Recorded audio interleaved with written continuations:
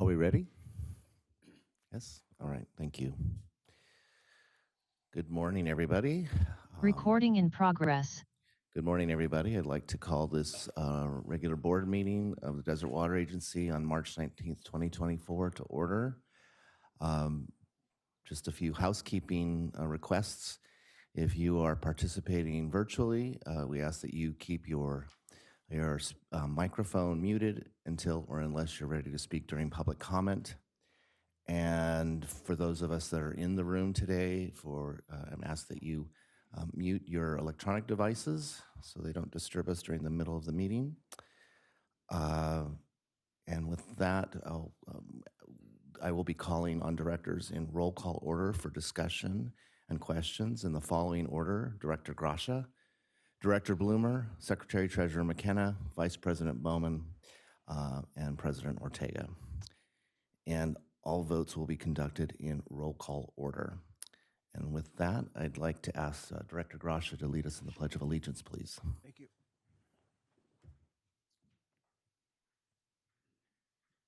I pledge allegiance to the flag of the United States of America and to the republic for which it stands, one nation, under God, indivisible, with liberty and justice for all. Thank you. And our next item 3 would be the roll call. And Ms. Hoffman, would you lead that, please? Director Grasha, Present. Director Bloomer, Present. Secretary Treasurer McKenna, Present. Vice President Bowman, Here. President Ortega. Present. All present. Thank you.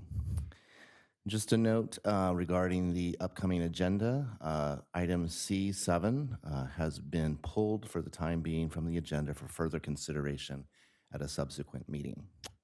And with that, we'll move to item number 4. This would be public comment for items that are not on today's agenda. These would be items that are still relevant to the business of the water agency and this board. If there are members of the audience who would like to speak on an item related to the business of the agency but not on today's agenda, now would be the opportunity to do that. We ask that you keep your comments to 3 minutes or less. And with that, I'll ask Ms. Hoffman, have we received any public comment? No public comments. Okay, thank you. Are there members of the audience or attending virtually or in person who would like to speak on an item not on today's agenda?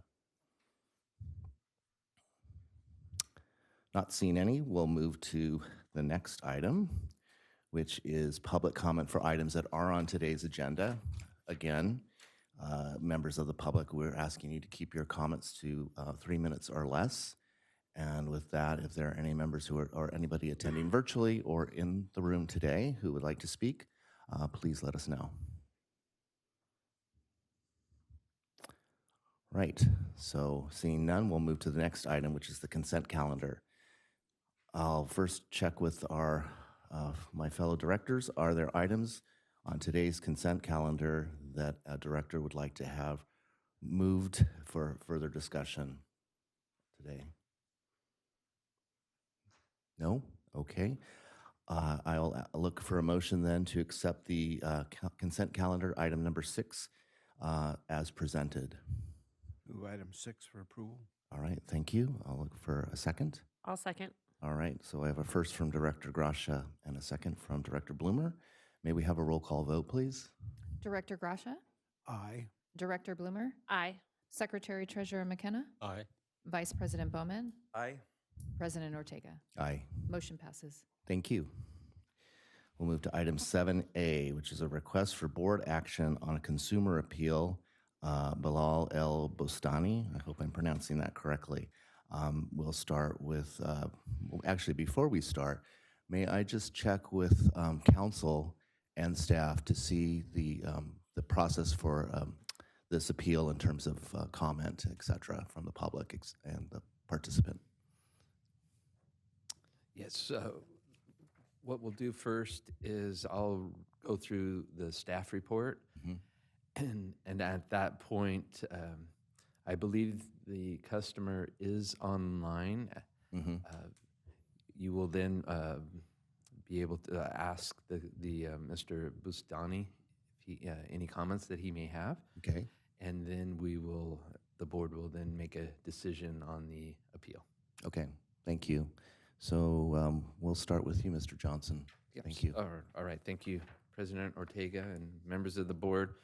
So back in December of 2019, the Board of Directors adopted Resolution number 1224, which imposes a new and expanded customer protections regarding discontinuation of residential water service for non-payment and related matters.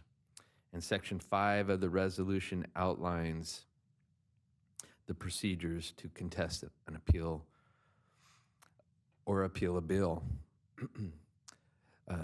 Today, we're here to discuss a customer appeal from Belal El Bustani. Hopefully, I'm pronouncing that correctly. He is appealing his current water bill that includes 2 fees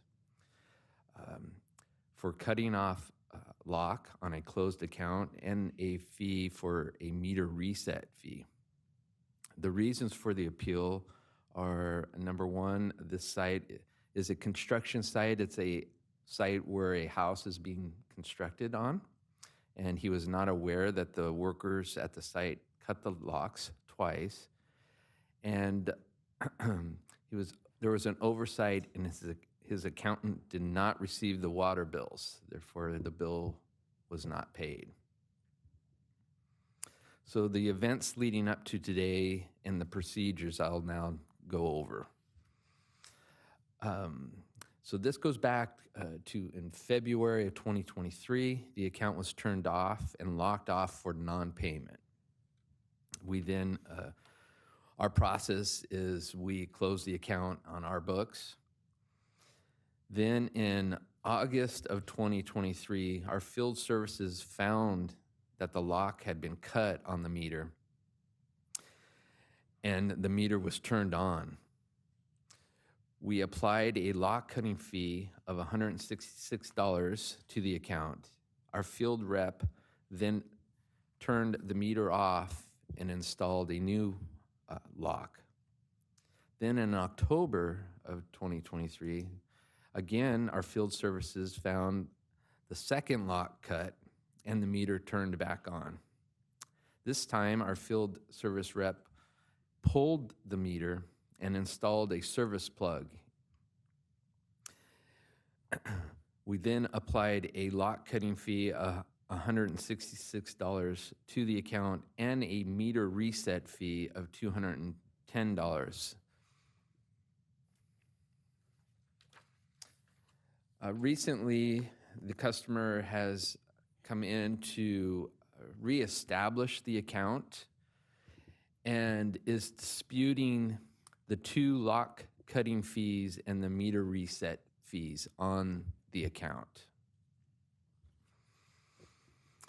And on February 20th, the customer filed a dispute to our field service supervisor. And on February 21st, we sent out a denial letter to the customer.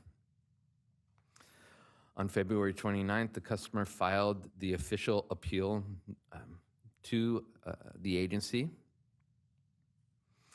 And attached, we have provided to the board all of the correspondence regarding the appeal and a breakdown of the account bills. So the appellant, who is, I believe, online, will be invited by the president to speak concerning the appeal. And then after hearing the appellant, the board will decide whether to grant or deny the appeal. The fiscal impact to the agency, if the board decides to deny the appeal, there will be no fiscal impact. If the board decides to grant the appeal, the agency may remove the 3 fees from the account in the amount of $542. Legal review was not required. Staff recommendation is based on the actions discovered at the property. Staff recommends that the Board of Directors deny the appeal of Belal El Bostani. And at this time, I have concluded my report, and hopefully we'll be able to answer any questions you may have. Thank you.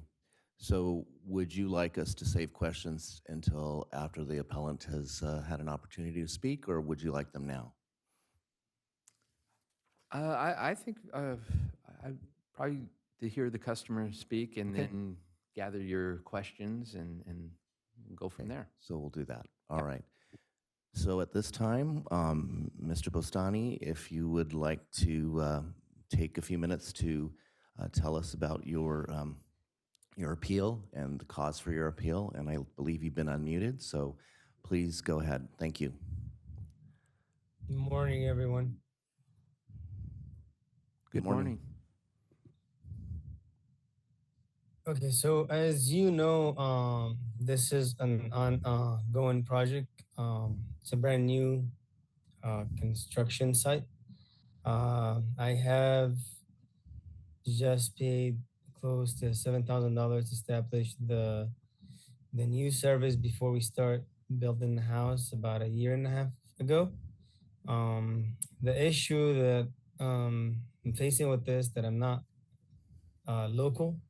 I pretty much live in LA, and I hired one of the contractor who actually ended up taking a big chunk of money from me and not moving the project forward um, or doing anything to the site, and that's the reason why we fell behind on the project.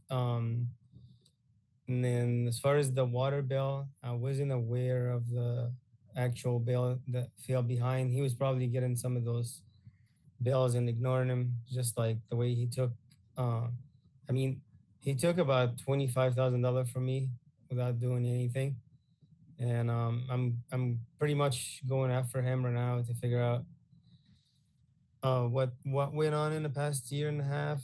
But I'm trying to move the project further to finish it off. I wasn't aware of the log being broken. And then I went there about, I would say last week, and I talked to the supervisor and I paid what was outstanding, which I think it was some fees, and the water bill came up to like $1,000. So I went ahead and paid that to reestablish the service, and service is being reestablished. And I asked him about waiving. So the only thing that I'm asking to be waived is just the two broken lock and the reset meter fee. And again, I wasn't really aware of what's going on the job site, and I don't know who broke it. Of course, I mean, obviously it wasn't me, because if I even knew that this was happening, I would have took care of it right away, and that's exactly what I did. As soon as I got this all figured out, I drove all the way down there, which is almost 2 hours. And I gave him that $1,000 check to pay um, all the fee that needed to be paid to reestablish the service again. Again, I'm trying to finish off the house. I don't know if you guys saw the design. It's pretty much one of the best looking home in the area. I'm trying to improve the area. I'm trying my best. Again, I'm struggling with everything that is being going on and what I've been facing, especially with the contractor, the construction, and everything that's been happening so far. So, like I said, I wasn't aware of what's been happening on the job site, and as soon as I got that figured out, I went ahead and took care of it. So it's not like I'm ignorant or I'm trying to ignore it or been trying to get service for free.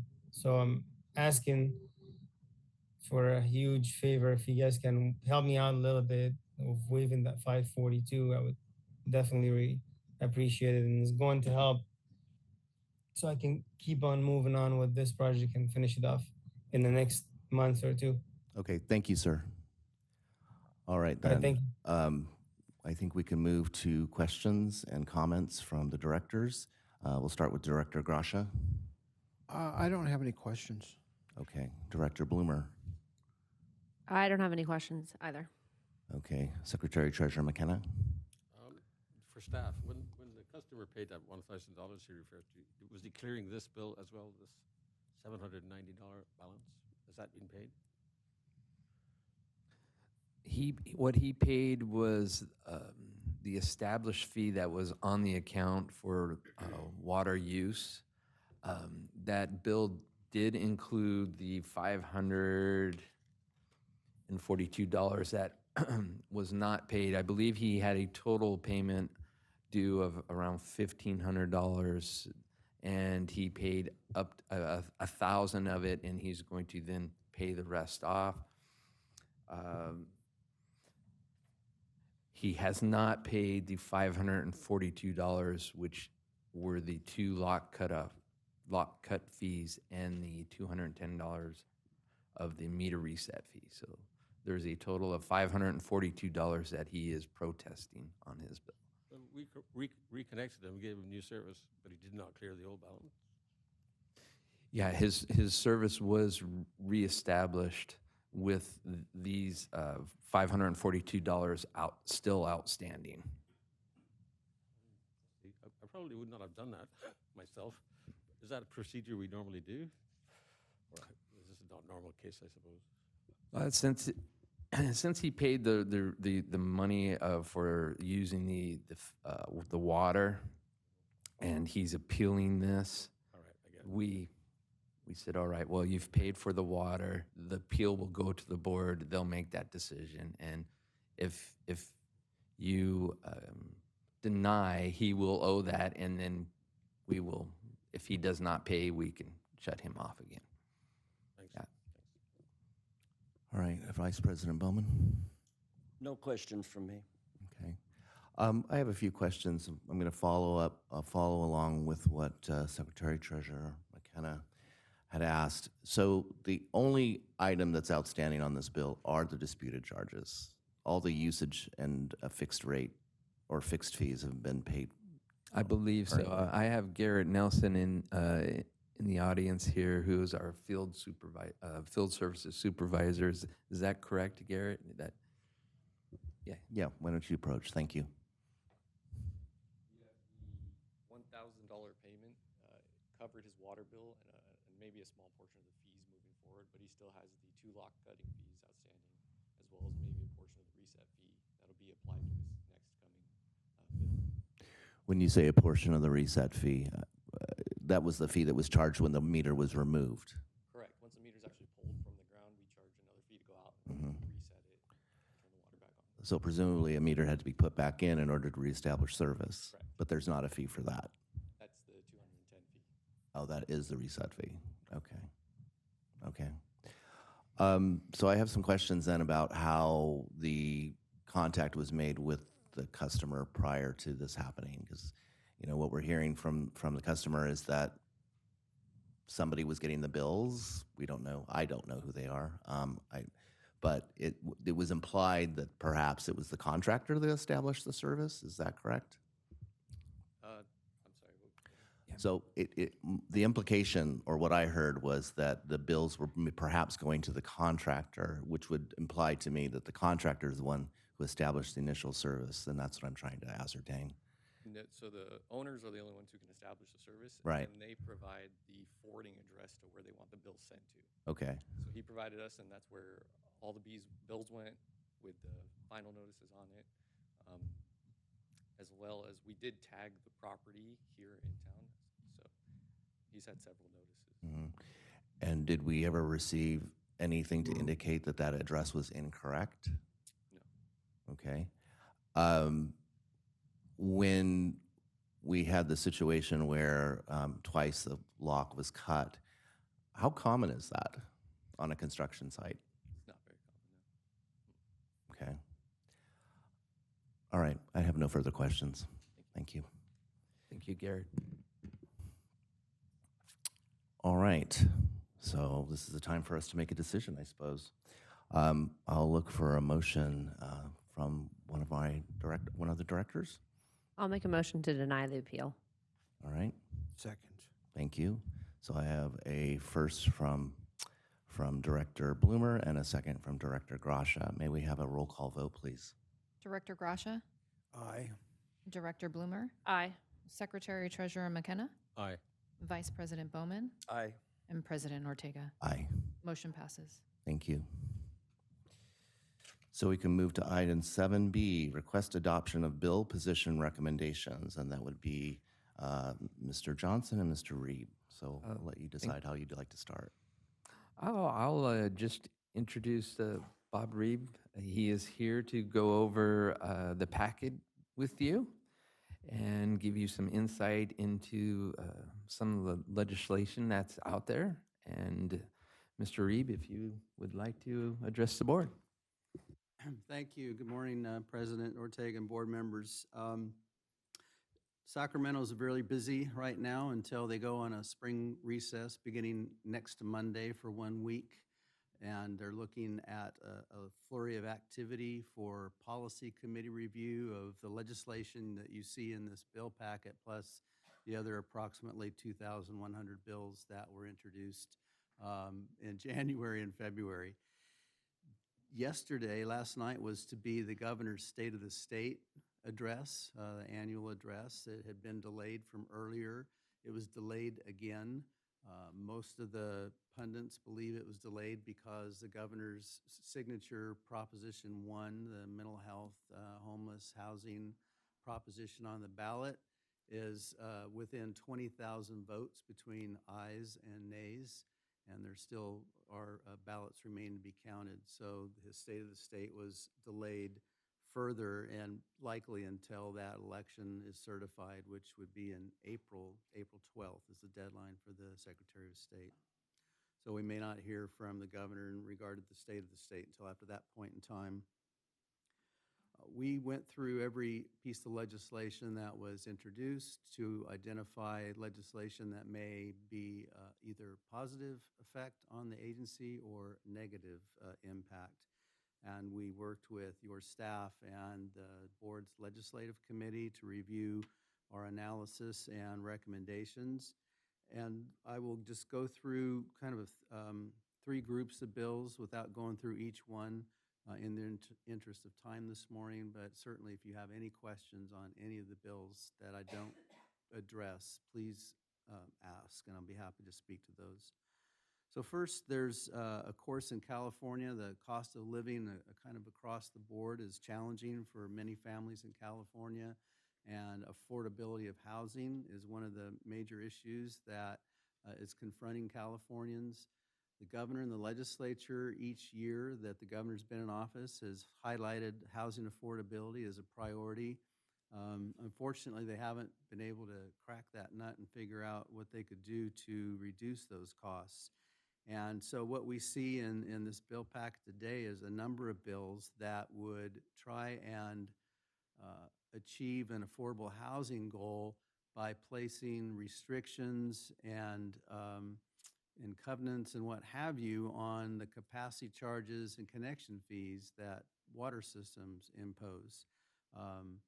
And in doing so, obviously, if you can't charge those fees, the price of a new home may be lower. There's nothing in these bills that say if those water and wastewater connection fees and capacity charges say they total $25,000 for a house, there's nothing in these bills that say the builder has to take $25,000 off the sales price.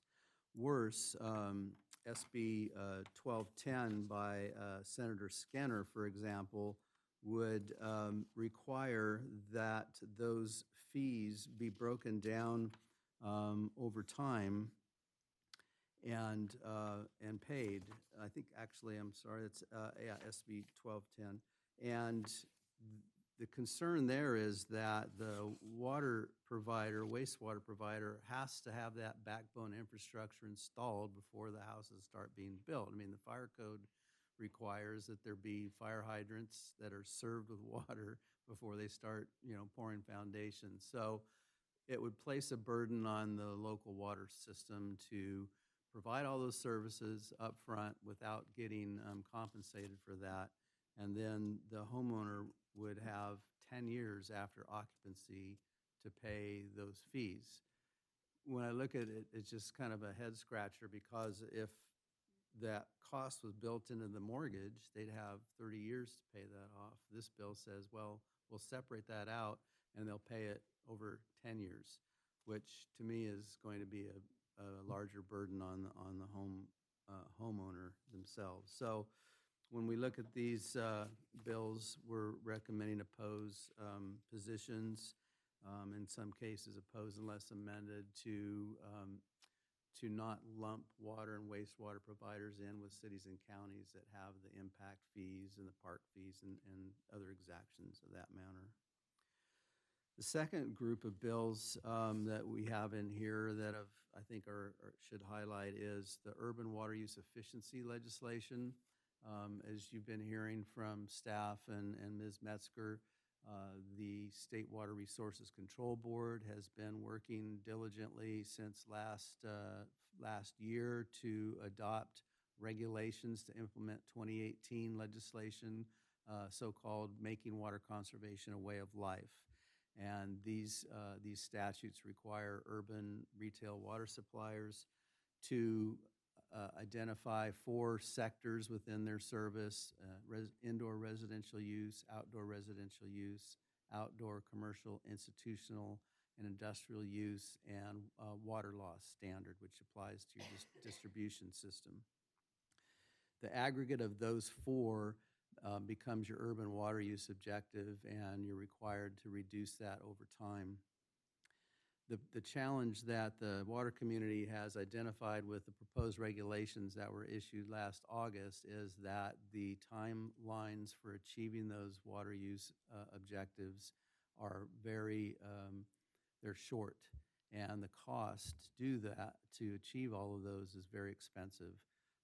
We've seen studies that indicate it could cost statewide as much as $13.5 billion to achieve the objectives statewide by 2035, and it would potentially conserve about 400,000 acre-feet of water statewide, which is less than 1% of the current total water supply. So the Association of California Water Agencies and their Water Use Efficiency Work Group poured through the proposed regulations.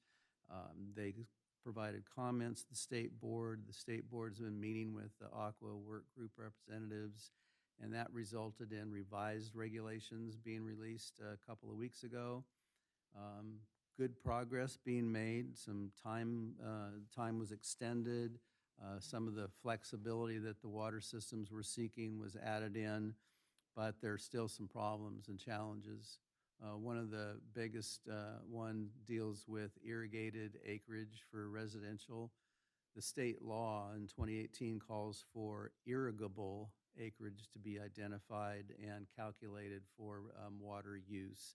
And the State Water Resources Control Board uses the word irrigated, so the currently irrigated land. And in doing so, they also recommend a standard that is going to be applied to new residential landscape, to existing residential landscape by 2035. So instead, the residential standard drops down to 0.63 acre-feet per acre of irrigated landscape. It's going to propose to be going down to 0.55, and most of the water community thinks that's not going to be achievable in most areas of the state because of the tree canopies and the turf and different things in those residential areas. So the deadline, there's a workshop tomorrow, and the deadline for comments on these revised proposed regulations is Wednesday the 27th. And then there'll be another revision possible and a comment period. They're pointing to get these regulations adopted in August of this year, and they would take effect in October the 1st. So more work to be done, but in the meantime, some of the changes. So one of the foundational challenges we have is that the 2018 legislation put a June 30, 2022 deadline for the regulations to be adopted. So we're 2 years past that. And, but the statute still has all the compliance deadlines based on the regulations being adopted in 2022. So there's going to have to be legislation to change those compliance deadlines, to push back the enforcement and the fines and penalty provisions in those 2018 laws. And we have a number of bills that have been introduced. SB 1110 by Senator Ashby, Sacramento Democrat, would provide some greater flexibility for compliance. When you miss your urban water use objective, you're supposed to identify measures to get into compliance.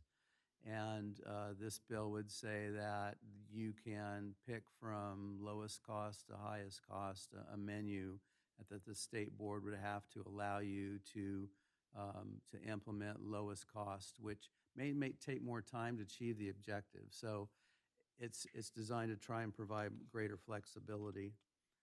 The bill, and so we're recommending a watch position on that. There may be some additional work on that.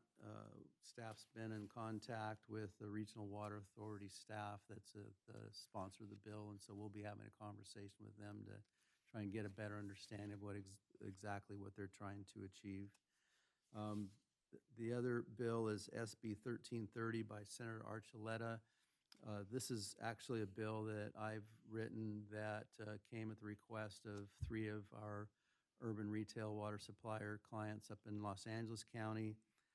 It simply would take a number of the recommendations that the Legislative Analyst Office proposed when they released a January 4th, 2024 report that got a lot of press throughout the state because it was critical of the state board's draft regulations being so stringent on requirements, short timelines, not a lot of flexibility. And the LAO had a number of recommendations. This bill includes several of those. It's will be necessary to pass legislation to change the compliance dates. So this bill will probably change as the process goes forward. The bill's now supported by the California Municipal Utilities Association, and the Association of California Water Agencies will take a position on Friday. But it's going to be a bill that, as we see what happens with the revised proposed regulations and then the second round of revisions, we'll modify the bill as necessary.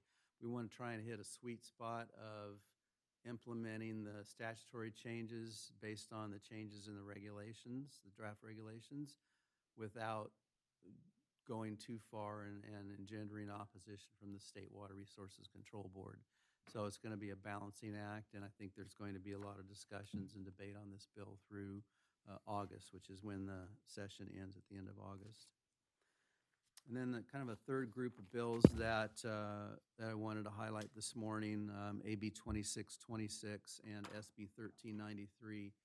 You'll recall legislation a couple of years ago that will require local agencies like yourself to change your medium duty and heavy duty trucks from fossil fuel to electric. And the concern in the public water systems and in the electric utility industry as well was the marketplace is not ready to provide the type of trucks that we use now and in the timely manner that the law requires. It's actually in effect now and starts requiring the purchase of these heavy duty and medium duty trucks now. So the water industry and electric utility industry came back to the legislature and said, these deadlines are number one, unrealistic, and number two, we're concerned that in certain areas where we have these public supply, power supply public shutoffs, wildfire, flooding, other natural disasters that may disrupt electricity, that the utility providers won't be able to charge the batteries for these vehicles and be able to provide essential service. So AB 1594, this agency and others supported last year. allowed the utilities to replace their existing fleet with fossil fuel vehicles until and unless these electric vehicles will be sufficient to provide this utility service. The California Air Resources Board is starting to consider how they would change their regulation to reflect that, but they're not changing the compliance deadlines. So AB 2626 would push back the compliance for 10 years to give a longer glide path to achieving the transition to those medium-duty, heavy-duty electric vehicles. And SB 1393 would require the CARB to have an advisory committee of electric utility personnel to work with CARB in designing the new regulations and implementing those. We're recommending support if amended on SB 1393 because we want to have the water utilities at the table too. And so I've already spoken with the Regional Water Authority, who's very close with Senator Nilo, a Republican from the northern Sacramento area. We're going to go see the senator together to see if we can't get that bill expanded. AB 2626 would be a favor position to support that bill as well. And so that's kind of the bill packet. The one change that we're proposing based on what we submitted to you comes from our conversations with President Ortega and Vice President Bowman as the legislative committee. That would be on AB 2153. We recommended a watch position. This bill would require Desert Water Agency, whenever an entity, doctor's office, insurance company, lawyer requests personnel records of an individual employee, that the employee would have to be notified that that request was being made. The challenge that President Ortega pointed out was the bill doesn't say, does it apply to former public agency employees? In other words, if someone left 2 years ago from agency employment, and how do you find that person to let them know that someone's requested their information? So the amendment that we'll be seeking is to clarify that it applies to current employees of the local agency. And with that, I'd be pleased to answer any questions about what's going on in Sacramento or the bill packet. Thank you. Director Gracia, we'll start with you.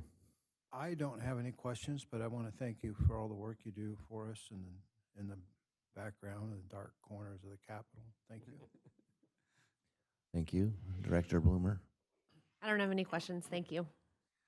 Secretary Treasurer McKenna. Yeah, I'd like to thank you for your work in keeping us informed of some of the really strange ideas that float around Sacramento. Thanks. Thank you. Vice President Bowman. None from me.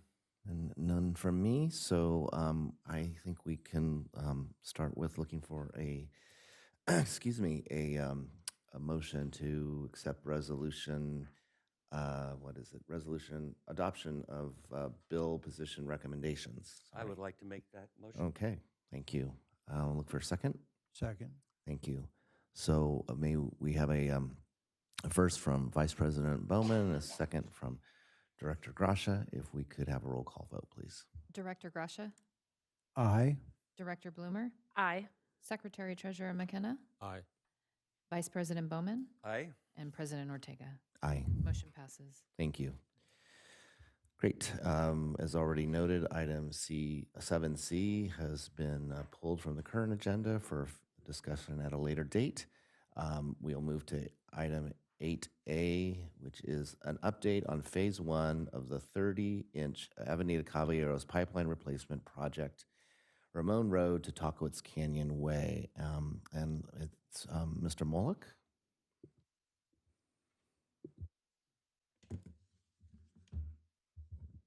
This thing way up here. Good morning, President Ortega and members of the board. I just wanted to give you guys a bit of an update on the progress on one of our many replacement pipelines. It was introduced back in May to you guys. Avenida Caballeros between Ramon and Tocowitz Canyon Way. This is phase 1 of that project, where we're installing about 1,870 feet of 30-inch ductile iron pipe. again, to replace some of the main in that street that's at the end of its life and starting to fail. Just a bit of a recap on the timeline and to bring you up to date where we're at. May 4th, we went out to bid. I'm sorry, May 4th, we received bids. And then on May 16th, you guys awarded the contract to WECA Inc. In the background, we've been working with them to get all the documents in place and get a schedule set up. And as such, we anticipated construction to begin around the beginning of January based on some long lead material items and what have you. And so at the end of December, we set up a pre-construction meeting where we kind of meet with the contractor and just kind of go over the game plan for when the project's going to start, make sure all the I's are dotted and T's are crossed to have everything in place. And shortly after that pre-construction meeting, we were provided notification from the contractor that there was a holdup acquiring some of the larger valves, the 30-inch valves for the project, due to the manufacturing process. As I'm sure you're aware, COVID and what have you caused quite a delay in a lot of those areas, and this was just another one of those animals that got thrown at us. So once that took place, the amended start date was going to be in the middle of February. And so on January 25th, we provided notice to proceed to the contractor, and that's kind of the official clock start, if you will, to start their 150-day contract completion timeframe, setting a completion date requirement of June 23rd of this year. I'm happy to say that as of March 7th, the contractor has mobilized to the site, started getting set up on site, has done some pre-construction work, and as of today is officially breaking ground. So we're moving along and getting this project underway, and I'm happy to take any questions you may have. I also have the project manager from the contractor, WECA Inc. here, Steve Miller, if you have any specific questions for the contractor. Otherwise, I'd be happy to answer what I can for you. Thank you. So Director Grasha, we'll start with you. I don't have any questions except to say thank you for all the work you guys are doing to get started. I know that things are difficult out there in the supply line, supply chain, and I'm glad that you're making some headway on it. Thank you. Thank you. Director Bloomer. No questions. Thank you. Thank you. Secretary Treasurer McKenna. Well, thanks for the report. I'm pleased to hear that they broke ground 11 days ago. The reason I wanted this on the agenda was because we issued notices to people in that area in January that they would expect construction to start, and now it's March. So I'd like to tighten up the notice procedure to residents and customers in future projects that we really do know when they're going to start and don't issue those notices until they do. And maybe at another occasion I'll have a discussion with you about how we handle these contracts. We know when we send them out to bid what materials we need, the valves, the pipes, so on. It is possible to pre-order those and assign that order to the contractor. We should definitely look at that because long lead issues, I was in construction for 30 years, and year one, that was a big problem. It's not new. So let's look at our procurement procedure as to how we get these, sometimes hard to find valves and fittings for the future. As a background to that, I want to say we really need to move our pipeline replacement policy up. It needs to go faster. We need to do more of it.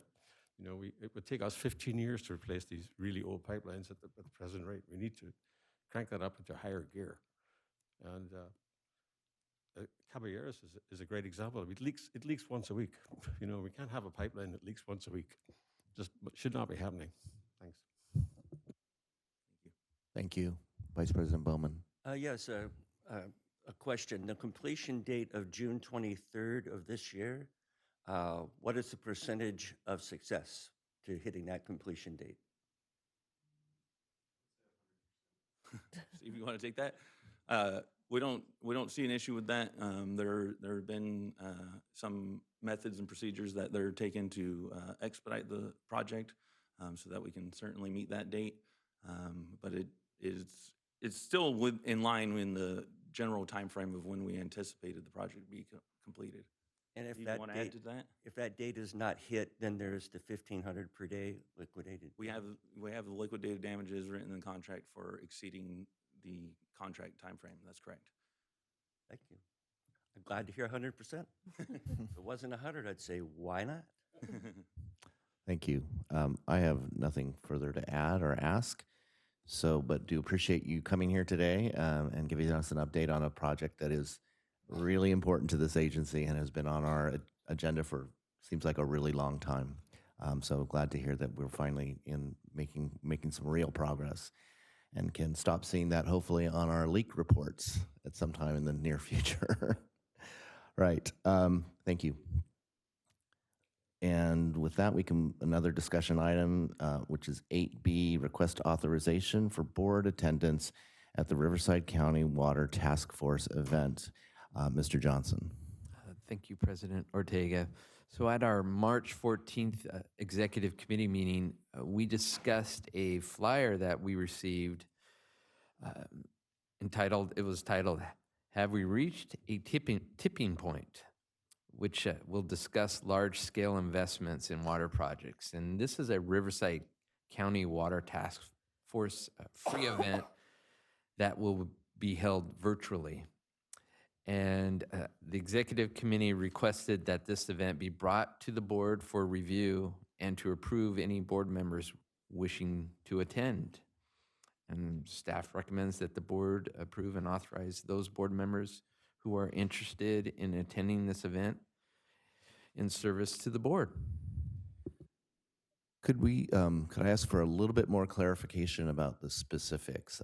I know that we've not had a lot of specifics to share, but I think it might be helpful for the board just to know who's sponsoring the event, how long it potentially could last for, in terms of time frame, if we have some answers, who these other agencies and this task force really are, if we have that information.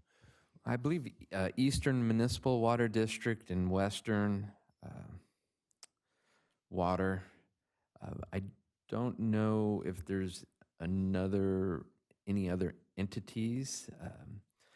As far as how long the event, Sylvia, do we have any update on that? I know the flyer was very limited on information. I just checked on the website right now, and it's still the same. No speakers yet, but I believe the event is either like an hour or 2 hours, and it's something that they normally, it's a ongoing event that they hold, and I believe the other entity is the Western Riverside Council of Governments. So all three of them put on these speaker series. Right, okay. But I mean, no other info. for me, the topic is, it's not just Western Riverside County focused. I hope that it's bigger than that in terms of just at least what's written in the flyer and the title. But thank you for the updates. So another question for Mr. Johnson then. I mean, is this something that the board would actually take action on potentially? Are we asking for? It says request authorization for board attendance. Well, this item is not on the approved event list. Right. And I think at this time, we're asking that the board, if the board is interested in attending this, that it would be added to that list. So this is a discussion item that potentially becomes an action item. Correct. Okay. Yeah, to allow board members to attend. Right. Okay. Thank you. So, Director Gracia, do you have any comments or questions? Well, just to say that I've watched two of these meetings. It's a group that when this was started, the Riverside County Water Task Force, it was all Riverside County, and somehow it morphed into a Western region, which was Western Water and Eastern Water, which are pretty big water agencies. I found that it's in my view, well worth the investment of time. I've watched two of them at least. And the last one was actually very informative. It talked about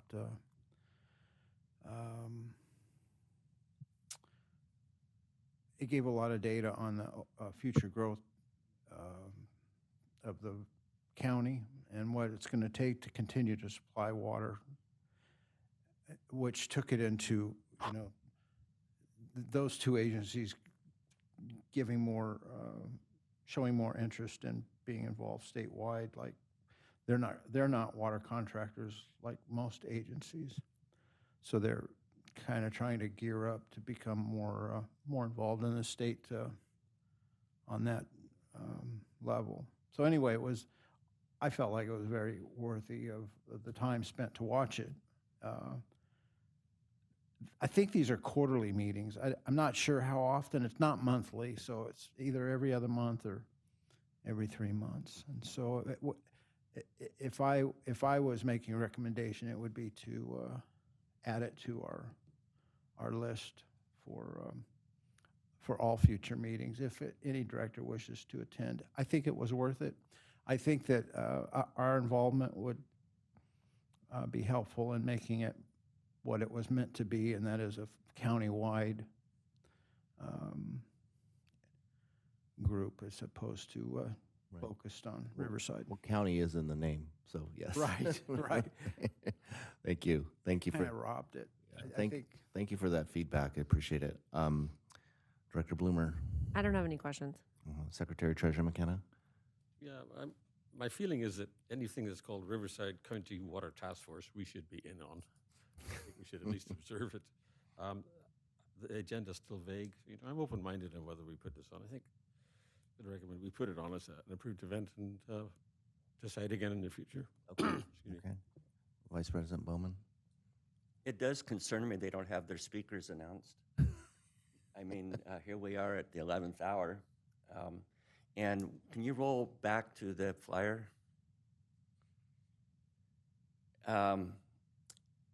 That phrase, California may finally be poised for large-scale investments in water projects not seen in generations. Are they just going to talk about the Sites Reservoir? I mean, we have no idea. No. But yeah, I think it's worth looking at. And, I'm not interested in it right now because I don't know anything about it because they're not telling me anything about it. Mm-hmm. But nonetheless, I don't have a problem if the board chooses to say, let's check it out. Okay. But I want us all to be honest. If we check it out and it doesn't pan out, we should, let them know. Yeah. Well, two of the members of one member of the board of Western and one member of the board of Eastern are both on the Aqua Region 9 board. And so they'll hopefully be open to hearing that kind of feedback. All right. So unless there's any other further discussion on that, is there a motion to take staff's recommendation for adding this to the events calendar? I move that we add this event and all future events of the same to our calendar approved events. Okay, I have a first. Looking for a second. I'll second. Okay, so I have a first from Director Gracia, a second from Director Bloomer. May we have a roll call vote, please? Director Gracia, Aye. Director Bloomer, Aye. Secretary Treasurer McKenna, Aye. Vice President Bowman, Aye. and President Ortega. Aye. Motion passes. Thank you. Right, so item 9 is General Manager's Report. Mr. Johnson, please. Thank you, President Ortega. So the first item on the report was our VIP tour with the Desert Hot Springs City Manager. Council member Betts was unable to attend. He was scheduled to attend. However, unfortunately, he called and said he was not able to make it, but we did meet with City Manager Frank Lucchino. Is that his last name pronounced correctly? So he was very enthusiastic, had a lot of questions, and we went to the Mission Creek spreading basins. Then we went to our well 39, and then over to our rec plant, toured that site, and our lab at the rec site too. Assistant General Manager Tate, as you can see in the photos, did the tour at the rec plant and at Mission Creek. And Director Bowman and Director McKenna also attended. And I was on the tour for most of the tour. I had to leave after when we were heading to the rec plant, but I think that it was very informative for the city manager, and he had some really good questions for us, and I think he learned a lot about Desert Water Agency that he wasn't aware of. The next item is regarding the State Water Resource Control Board revised draft of Making Water Conservation a California Way of Life, as Mr. Reeb had discussed earlier. And so they released, on March 12th, the Resource Control Board released a revised draft regulation on making water conservation as a way of life. And they will be holding a workshop on March 20th. We will be in attendance at that workshop virtually, and we'll be providing comments. And the revised draft includes 4 key changes. Number 1, delay in extending the reduction in the outdoor standard. Number 2 was including the 20% allowance for outdoor areas that DWR categorized as irrigable and not irrigated until the state provides new landscape area measurements data. Number 3 was delaying the compliance deadline with the objective to 2027, and then simplifying the alternative compliance pathways and making them more broadly available. We are reviewing the revised draft regulations and how it will impact DWA, and we will be developing a comment letter, and the comment period for the revised draft ends on March 27th. And the regional board noted that they expect the new regulations to go into effect in January of 2025.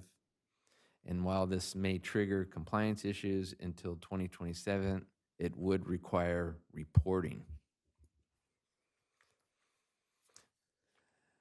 The next item is our system leak data. And top of the list again is Avenida Caballeros, and very soon that will be off the list.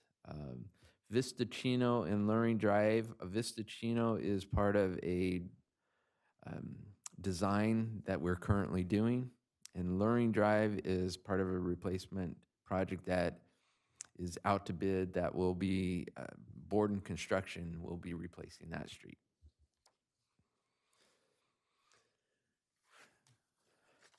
Then we have our human resource meetings and activities. Ms. Hopping, is there any highlights here that you would like to address with the board? We've started the Tyler implementation meetings for the HR payroll side of the Tyler ERP system. So that's exciting that we're getting the programming set up for that so we can have it ready to roll out in January, and it's going really well. And our service worker positions, we had a few pop up recently that became available, and they should all be filled as of Monday. The last one was new person will start. I have 2 starting today, so that's exciting to get those off the list.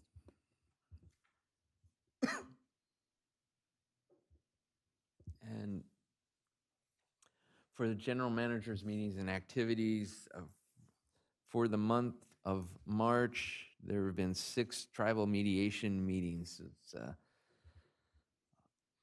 really going heavy on the tribal mediation. Just some other notes. The legislative committee met on March 7th. Did have a Mission Creek Sub-Basin GM quarterly meeting on the 12th. And our executive committee meeting was on the 14th. And then on the 18th, DWA, CVWD, MWD had a coordination meeting phone call. And those are the highlights. I'd be happy to answer any questions the board may have. All right, thank you. Director Grusha, do you have any questions or comments I for? don't have any questions or comments. Thank you. Thank you. Director Bloomer.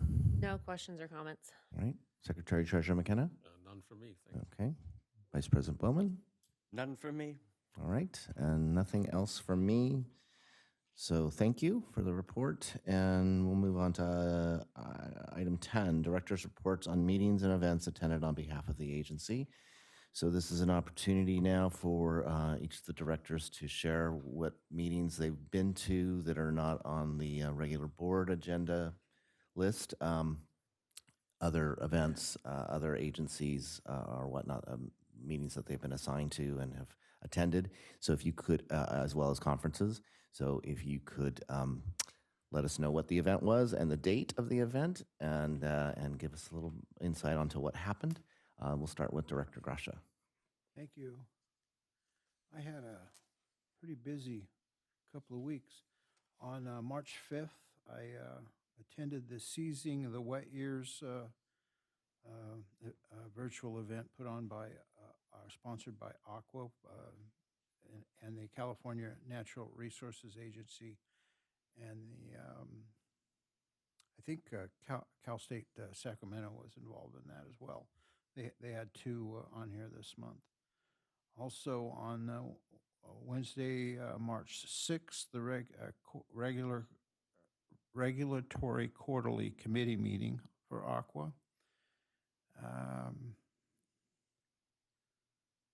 And then on March 8th, the Delta Conveyance and Design and Construction Authority meeting, which of course is non-compensatable, but that took place on February or March 8th.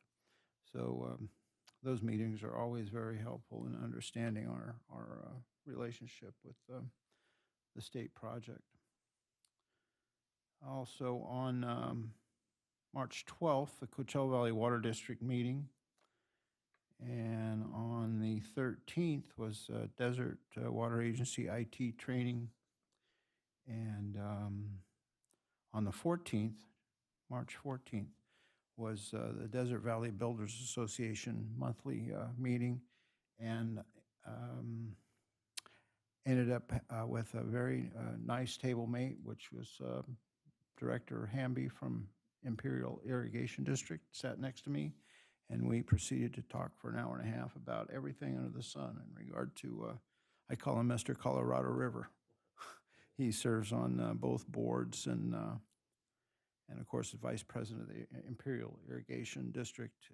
He's also President of the Board of the IID Electric here in the Coachella Valley. They provide most of the electrical service for, I would say, the Coachella Valley, but I would say it was probably half where Edison takes care of us here in Palm Springs and Desert Hot Springs. Cathedral City, IID is the electrical supplier for everything up to Washington, I think. So it's very interesting conversation, broad-ranging, I'd say at least. And then on the 15th, Aqua event, water programs put on by California State University, Cal State, and it had to do with discovering financing and for disadvantaged communities and improving water systems. And as you know, it's something important to me. A big chunk of my constituents fall into that category. And this was, Cal State Sacramento has a, I don't know, I guess a class, if you will, and they go out to public agencies that are underserved, in underserved communities that don't have the staff to pursue grant funding for improvements of their water systems. And they're out there providing that service that typically we would probably have to go to a consultant for if we were to pursue that kind of thing, where they do it for small water systems that might be only a couple of square blocks in a community that hasn't been able to transfer to a bigger agency that serves the surrounding areas and so forth. So they're out identifying those, and there are a lot of them. And it was very interesting and helpful to better understand what we're doing and not doing here. So that's it. Thanks. Okay, thank you. Director Bloomer? I did not attend anything except our last board meeting, but I did run into the VIP tour when they were at Well 39, so I was not officially on the tour, but I was walking in the neighborhood and checked in with them, so that's it. Thank you. Secretary Treasurer McKenna? I didn't attend any outside meetings. I was on the tour with the Desert Hot Springs City Manager, so it was very informative in each direction. And I appreciated Director Bloomer passing by. Thanks. Thank you. Vice President Bowman? Yes, we had our legislative committee meeting on the 7th, and also the DHS tour of DWA.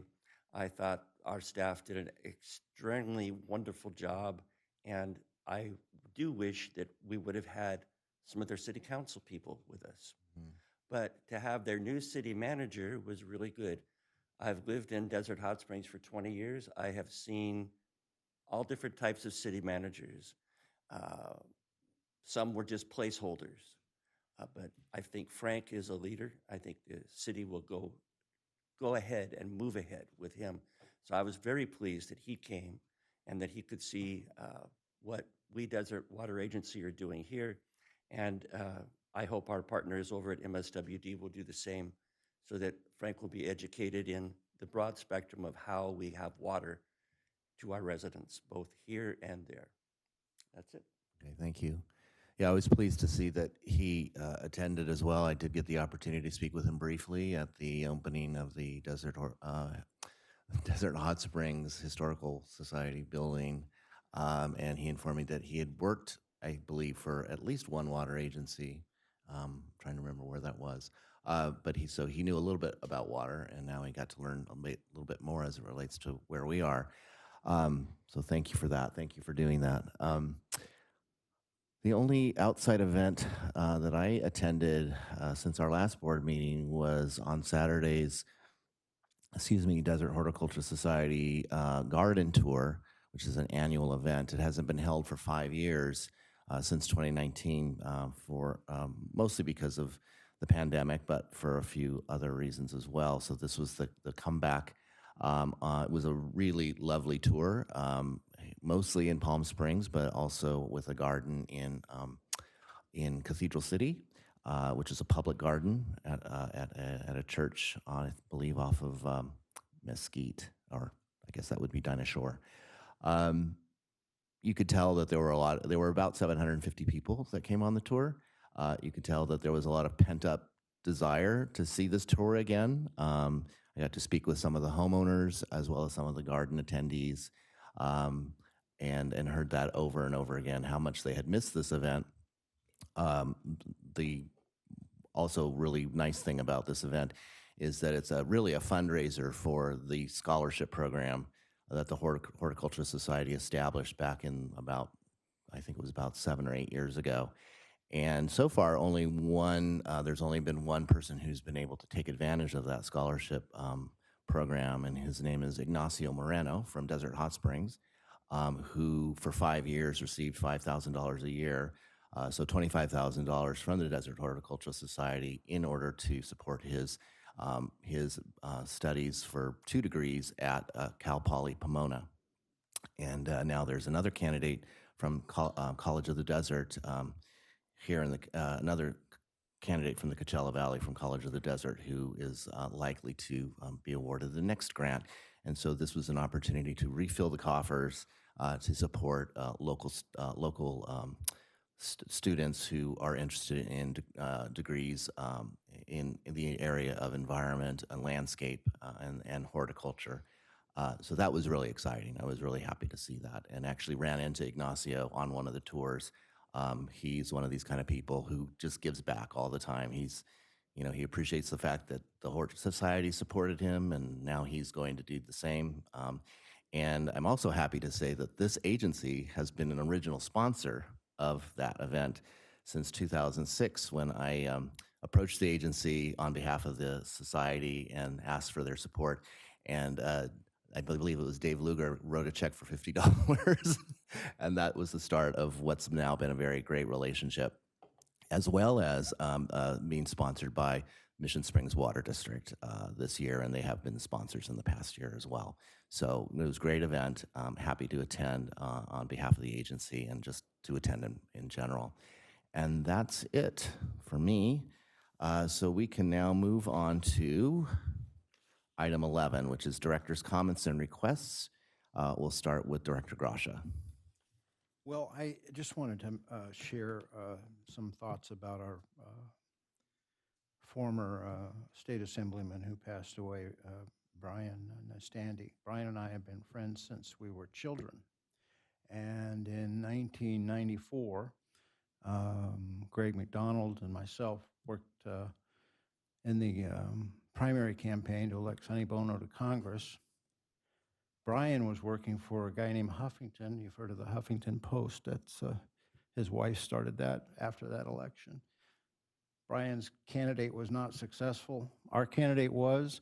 Brian had a huge staff, something like 25 people. So we decided to bring Brian in and continue the campaign through the general election. And today his services will be held, and I wanted to extend my sincere condolences to his family. Brian's someone that, as children, his father worked for Knott's Berry Farm. My mother's first travel agency was located at Knott's Berry Farm, and Walter Knott created this area for children of park employees. And Brian was one of those kids, and we used to hang out at Jungle Island. And so it was a sad thing to learn about his passing. So I just wanted to let the public know that I hope this board extends its condolences to his family. Thank you. Thank you. Director Lure. No comments or requests, thank you. Okay. Secretary Treasurer McKenna. I have no comments this week, thanks. Okay.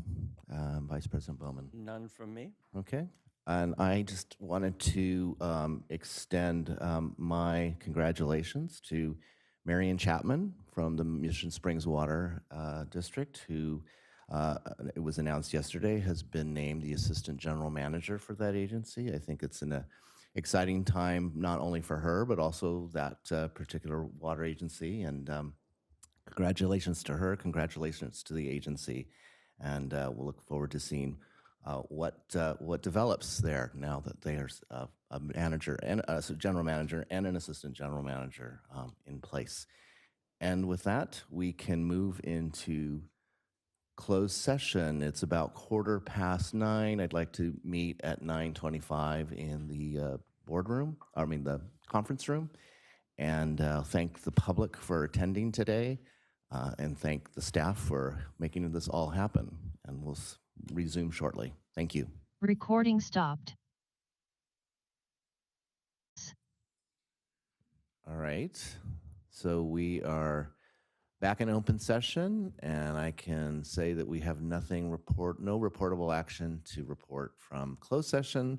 And with that, this meeting is adjourned at 10:31. Thank you.